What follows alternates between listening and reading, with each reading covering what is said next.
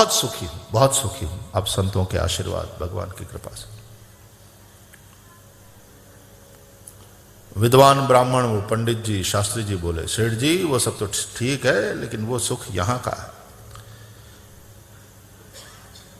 वो साथ नहीं चलता। एक कहानी सुनाया है 2-4 बार, आज फिर सुनाऊं। एक नगर था, मध्यम, समझो 25-30 हजार लोग रहते थे। लोग बड़े श्रद्धालु थे। नगर के बाहर नदी के किनारे एक संन्यास आश्रम बना हुआ था।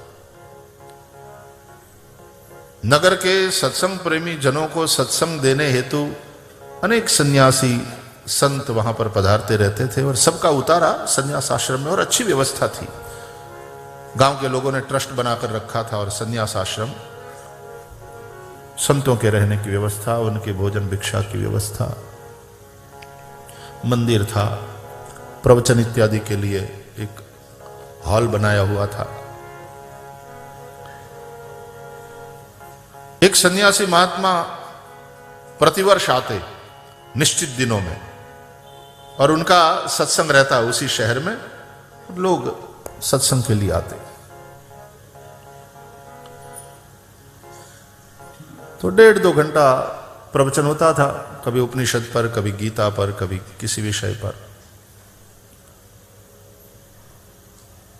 तो एक बार सन्यासी महानुभाव बैठे थे, सन्यासी महापुरुष बैठे थे।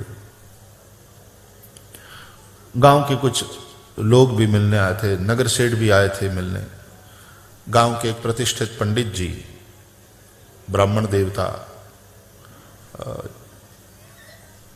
प्रायः उस विस्तार में जो भी यज्ञ यागादि होता, देव प्रतिष्ठादि कार्य होता, तो आचार्य के रूप में इन्हीं की नियुक्ति होती थी। बड़े पवित्र ब्राह्मण, विद्वान ब्राह्मण, प्रतिष्ठा थी उनकी। शास्त्री जी भी आए हुए थे, नगर सेठ भी आए हुए थे। वेदांत में बहुत रुचि लेने वाले, और संन्यासाश्रम में आकर के जितने सन्यासी महात्माओं का वेदांतिक विषयों पर प्रवचन होता था, तो खास सुनने के लिए आता था एक आदमी, वो भी बैठा।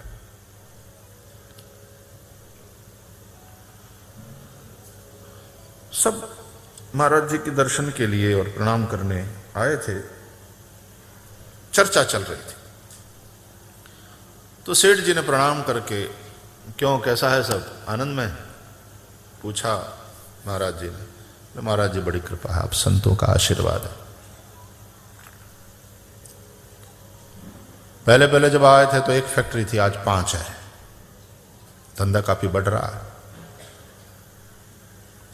4 में से 3 बच्चों की शादी हो गई, 2 लड़कियां ससुराल में।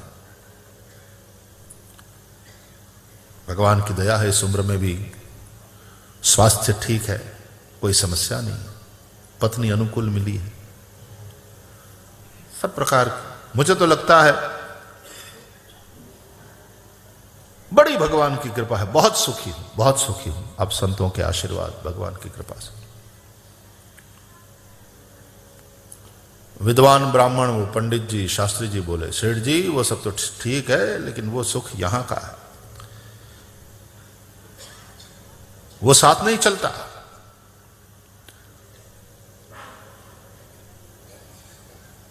इसके त्याग से, इसको कुछ यज्ञ यागादि में लगाने से, सत्कर्म करने से, और फिर जो पुण्य में वो कन्वर्ट होता है, वो पुण्य तुम्हें स्वर्ग में ले जाएंगे।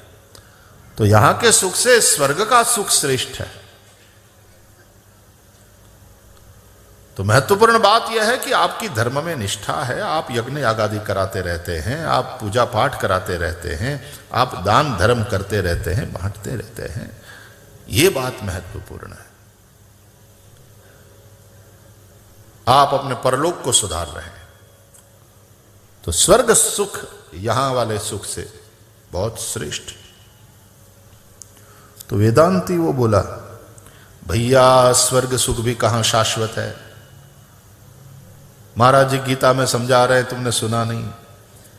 अरे स्वर्ग में जाने से पहले पुण्य का एडवांस में किराया भरना पड़ता है, वहां जमा करना पड़ता है। और स्वर्ग में रहते हो, स्वर्ग का सुख भोगते हो, तो तुम्हारे पुण्य क्षीण होते रहते हैं, और जैसे ही पुण्य का क्षय हो गया फिर से आना पड़ता है संसार में। तो स्वर्ग सुख भी शाश्वत नहीं है। इसलिए स्वामी जी जो कहते हैं उस मोक्ष सुख की बात करो। स्वर्ग नरक और यहां धरती का सुख ये सब छोड़ो, यहां मूत्रार्थ फल भोग विराग जो महाराज जी समझाते हैं वो कर लो। ये लौकिक और पारलौकिक सभी प्रकार के सुखों की आसक्ति को छोड़ो, उसका आत्यंतिक अभाव हो जाए, यही वैराग्य है। और ऐसा दृढ़ वैराग्य तुम्हारे मन में आ जाएगा तो फिर महाराज जी के वेदांत के प्रवचन में बैठने का आनंद ही कुछ और होगा। मोक्ष सुख ही श्रेष्ठ है। तो स्वामी जी उसकी ओर देखकर मुस्कुराए। थोड़ी दूर एक गरीब आदमी बैठा था, उसका नाम सुखा।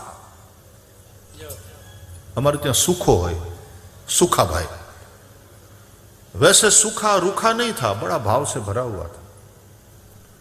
वो इसी आश्रम में रहता था सेवक के रूप में। जो भी सन्यासी महानुभाव आवे, साधु संत आवे, उन सब की सेवा में लगा रहता, आश्रम की सफाई करता रहता, हर प्रकार की सेवा में। बड़ा दीन, बहुत साधु संत प्रेमी। और जब उसको समय मिल जाए तो बस इस तरह से सत्संग में आकर के वो भी बैठता था। तो स्वामी जी ने कहा सुखा, तो लगा कि महाराज जी को कोई काम है। आया तुरंत, जी स्वामी जी प्रणाम। जी हुक्म। बोले हुक्म नहीं, तू बैठ यहां। खड़ा रहा। अरे बैठ भाई। बोले स्वामी जी मैं खड़ा हूं, आप कोई सेवा हो तो। बोले सुखा और कोई सेवा नहीं, सब चर्चा चल रही है। इन तीनों ने अपनी अपनी बात करी। ये कहते हैं सेठ जी मेरे जैसा सुखी कोई नहीं। पंडित जी कहते हैं ये सुख यहाँ का है, और यहाँ के सुख, यहाँ का सुख स्वर्ग सुख के सामने तुच्छ है। और ये वेदांत वाले कहते हैं कि नहीं, स्वर्ग सुख भी मिटने वाला है, मोक्ष सुख ही श्रेष्ठ है। सुखा तू भी तो कुछ बोल, तेरा क्या कहना है? सुखा बोला मैं क्या बोलूं, आप बड़े बड़े लोग, मैं तो स्वामी जी कोई हुक्म कोई सेवा। बोला नहीं यही सेवा है सुखा, आज तुझे बोलना पड़ेगा, तू बोल कौन सा सुख श्रेष्ठ है। बोले मैं अनपढ़ हूं स्वामी जी, मैं क्या जानूं, हम तो आपकी सेवा हमको मिल रही है, ये हमारा सबसे बड़ा सौभाग्य है। और आपकी सेवा और आप ये जो सत्संग करा रहे हैं ना, तो ये भी मैं थोड़ा दूर बैठ करके सुन रहा हूं स्वामी जी, हमको तो लगता है इसके जैसा सुख दुनिया में और कोई नहीं। आप संतों का दर्शन, आप संतों की सेवा और आपका सत्संग, इससे बढ़कर के सुख दुनिया में और कोई नहीं। तात स्वर्ग अपवर्ग सुख धैर्य तुला एक अंग। एक पल्ले में ये सब रख दिया जाए, स्वर्ग का, अपवर्ग मोक्ष का, इस दुनिया का सारा सुख रख दिया जाए, और दूसरे पल्ले में एक लव के सत्संग का सुख रख दिया जाए, तो तूलन ताही सकल मिली जो सुख लव सत्संग। एक लव के सत्संग का जो सुख है उसकी बराबरी ये सारे सुख, दुनिया के सारे सुख, स्वर्ग के सारे सुख, अपवर्ग मोक्ष का सुख, वो सब मिलकर के सत्संग के सुख की बराबरी नहीं कर सकते। सत्संग शैव धीरनाम।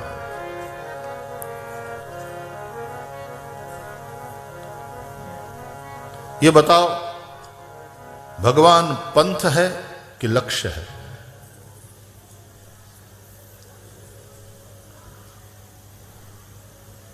भगवान को हम लक्ष्य मानते और कहते हैं कि महाराज किस पंथ से जाएं, आप रास्ता बताओ।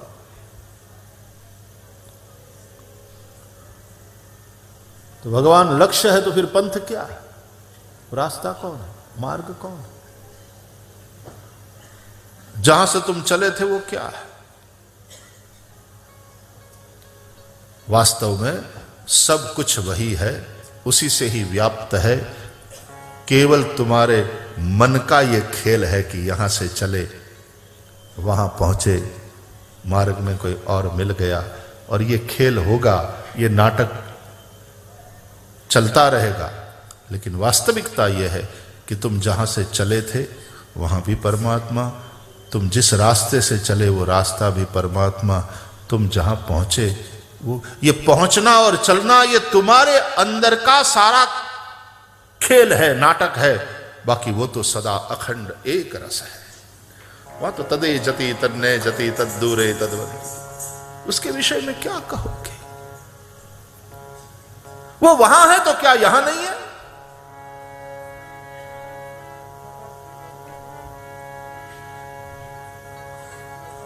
वृंदावन से फिर चलोगे तो हां भक्ति मार्ग की बात है और ये होना ही चाहिए, तुम्हें बिहारी जी का वियोग सताना चाहिए। क्या मजा आया, क्या आनंद लिया। वृंदावन को छोड़कर, बिहारी जी को छोड़कर जाने का मन नहीं होता। ये भक्त की भूमिका है, ये भक्त का भाव है।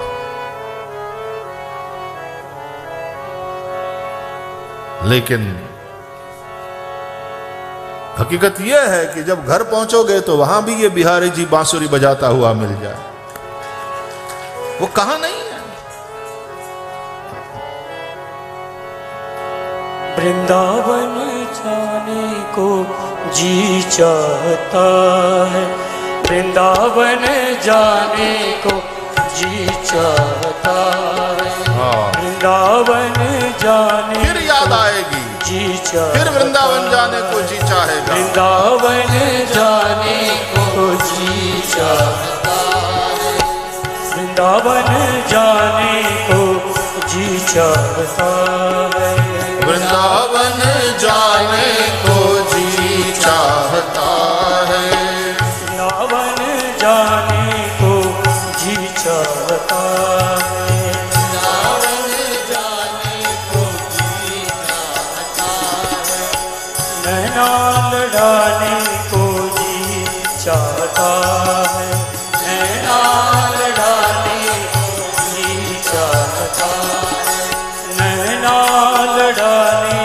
को जी चाहता है, नैना लड़ाने को जी चाहता है, अरे वृंदावन जाने को जी चाहता है,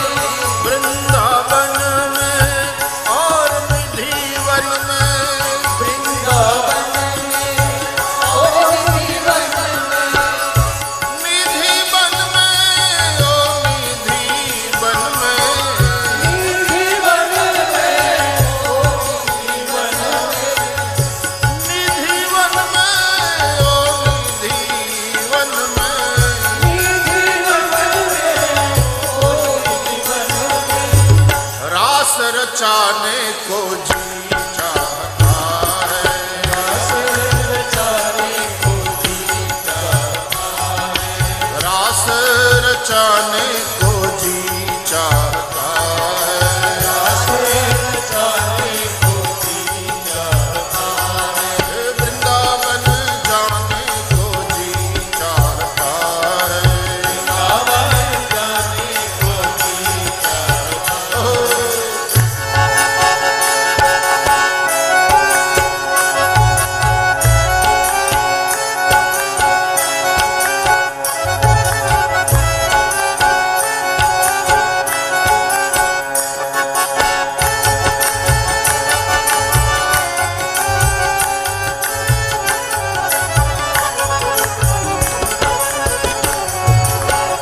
वृंदावन में गोपेश्वर में वृंदावन में गोपेश्वर में वृंदावन में गोपेश्वर में वृंदावन में गोपेश्वर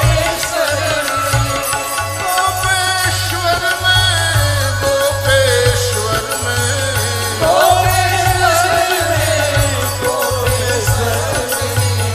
गोपेश्वर में गोपेश्वर में गोपेश्वर में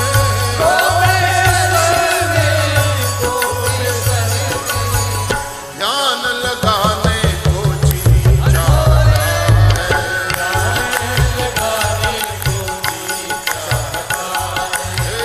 ध्यान लगाने को जी चाहता है।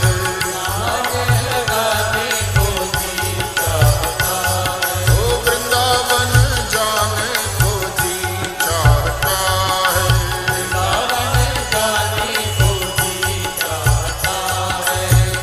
जी चाहता है, जी चाहता है।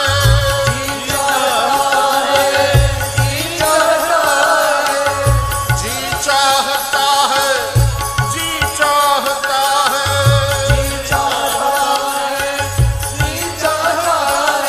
वृंदावन जाने को जी चाहता है। हे वृंदावन जाने को जी चाहता है। ओ वृंदावन जाने को जी चाहता है। वृंदावन में माँ के बिहारी, वृंदावन में माँ के बिहारी। ओ माँ के बिहारी मेरो माँ के बिहारी। ओ माँ के बिहारी मेरो माँ के बिहारी। हे नैना लड़ाने को जी चाहता है। ओ नैना लड़ाने को जी चाहता है। हे वृंदावन जाने को जी चाहता है। ओ वृंदावन जाने को जी चाहता है। जी चाहता है, जी चाहता है,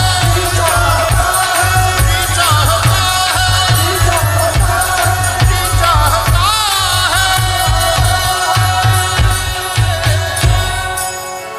बोल श्री वृंदावन बिहारी लाल की जय। श्री बांके बिहारी लाल